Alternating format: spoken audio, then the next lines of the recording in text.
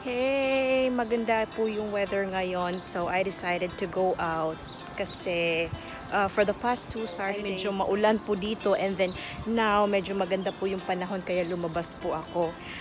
Time check, it's 1 p.m. so mamaya i-upload ko na rin po to para at least makita po rin yun yung community po namin.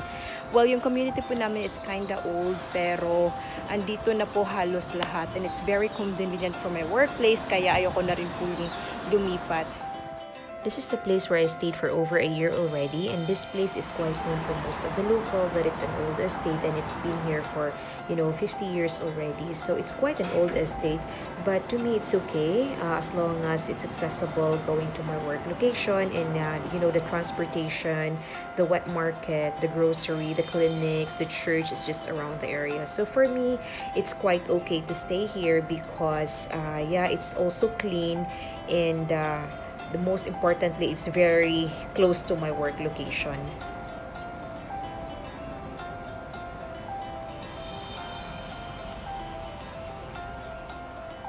So this is for the block where I live, and then one of those apartment upstairs, our unit. And then if you can see, meron pong mga sheltered, or hindi ka mahihirapang dumaan if ever it's raining because naka-covered po siya. And even though the community is old here in Tanglin Halt, it's very accessible, kaya I don't want to transfer for now because I like the place. It's very close to my working location. And meron din po silang ganyan. Para po siyang clubhouse, or I don't know kung paano, anong tawag nila dyan. But yeah, this area here is open for everyone sa community din nila. And then meron din pong portion po dun for the kids to play around. And then yeah, dun po kami, one of those. So there's only 3 of us living on that apartment. And yeah, so far okay naman. And so far yung rental po dito, medyo okay din naman. Medyo may kataasan nga lang because there's only 3 of us. Here din po is our taxi stand. So if you can see, malinis po yung community even though it's old. Even if it's an old community, they still managed to maintain the cleanliness of the place, and that's what I like most here in Singapore because they are very disciplined.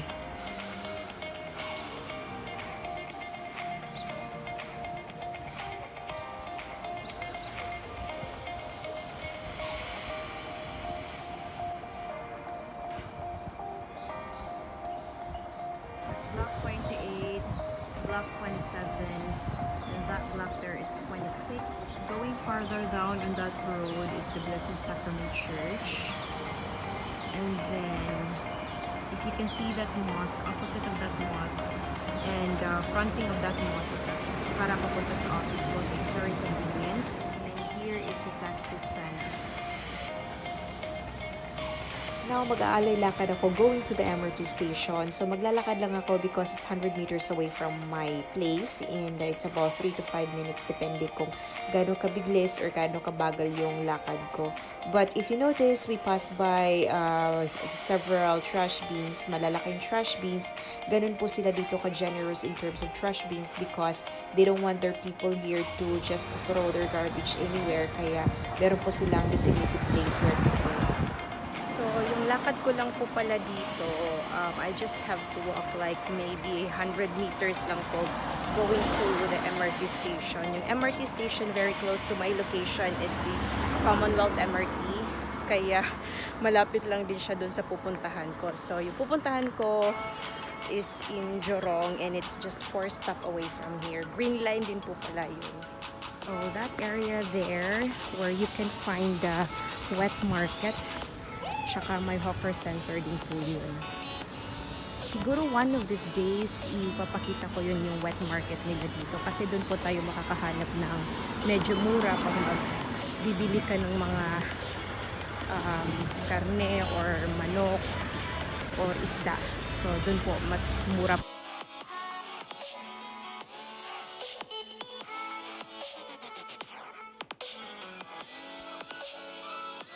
Go straight directly to the MRT station. Teka lang ha, lumagpas tayo. Pwede pala ako mag-shortcut dito. So, Dito is the shortcut going to the MRT because yung MRT station po, behind lang po siya ng block nito. Behind lang po ng block dito. That's all. Dito, may kaibigan si JC na nakatira dyan. Medyo maliit po yung mga unit dyan.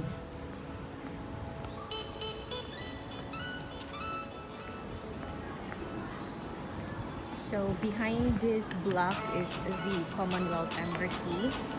And then, kaya usually po dito ako dumadaan because meron pong covered walk. And mas maganda po yung covered walk pag mainit or maulan. Okay, to answer that question kung mataas po ba ang cost of living po dito sa Singapore para sa isang foreigner, yes po, medyo mataas po yung cost of living po dito dahil mataas po ang rental po dito. And then aside from that, mataas din po yung magpapaaral po dito. Medyo maraming tao ngayon, so I think babalik na lang siguro ako later pagka-uwi.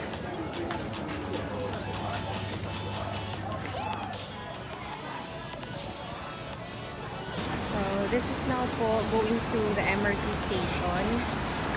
And then, yung MRT nito dito may lift. Meron din po stairs and I decided to take the stairs. Kaya, akyat tayo. Covered walk. Kasi, meron silang escalator, meron ding elevator, and, yeah. Yan yung papunta doon sa taas yung sakaya ng MRT. So, I'm from the Commonwealth. And then, pupunta ako ng Jurong. Tao kanina sa Shengshong, kaya hindi na po ako tumuloy. Bibili sana ako lang ng tubig kasi nauhaw ako. But anyway, we're now here at the MRT. 4 stops lang naman to. So, doon ako magla-lunch sa Jollibee. Bida, sarap. Jollibee na naman.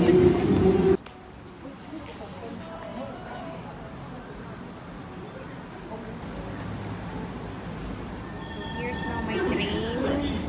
Ayan yung train ko. So, yeah.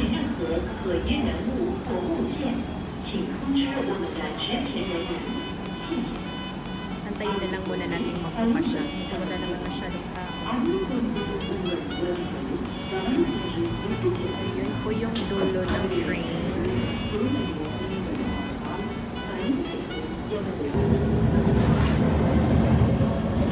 Change at the gas station.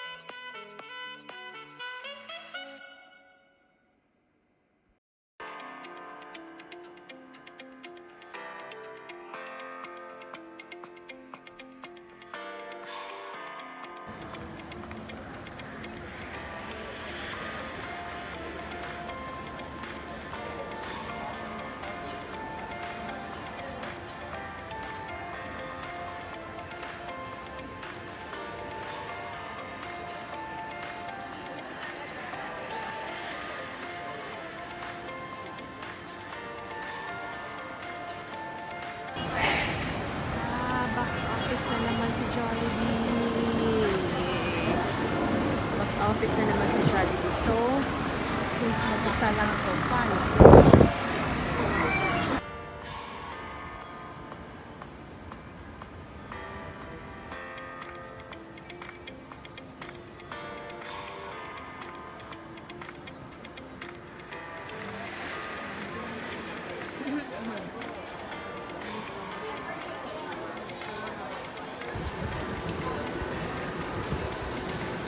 follow nyo lang yung jaywalk and then dalawang daanan. Side ko is going to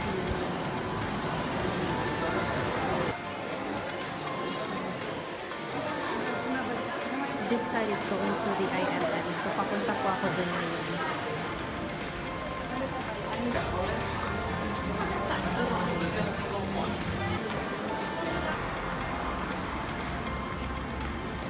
On my way back to the apartment now, akala ko aabutan ako ng dilim doon kasi nga maganda yung panahon, but then medyo sumakit yung ulo ko kaya I decided to go home na lang.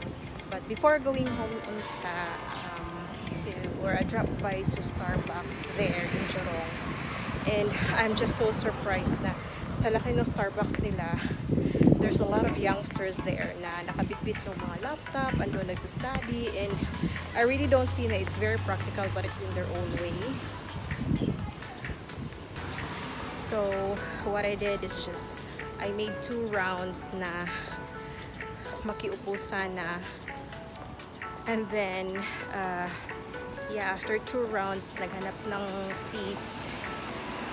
Halos wala akong mapaglagyan ng tray ko because it's occupied by papers, notebooks, or laptops. So I found one, and I found one slots there na siya lang mag-isa and she doesn't have any laptop. She's very young, and I think she's doing like the trigonometry something on her paper, and she's like talking someone in the phone. So I asked her if it is okay to share the seat because yung upuan niya is pang dalawahan naman.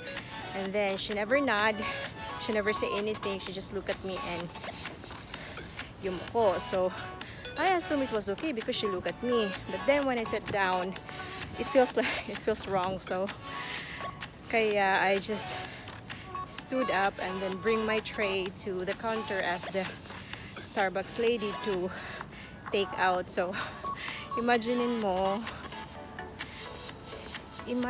mo a Java Chips Frappuccino dinala mo sa bahay, and look what had happened. Ayan, meron pa akong chocolate banana mousse, so hindi ko alam kung anong mangyayari sa Java Chips ko. Yung tipong hindi ka naman parate sa Starbucks, pero nung you decided to sit down, chill, and eat that tasty chocolate mousse with their craft, saka pa naon siya min. So I'm packing now, and I was checking if this is really me, but it sounds like, so I think this is really my Java Chips. What it is? What's happened? Yan mo na. Pwede na yan. Okay. So, ang masasabi ko lang, pag weekend sana, Starbucks should not, encourage tambay sa shop nila. Kasi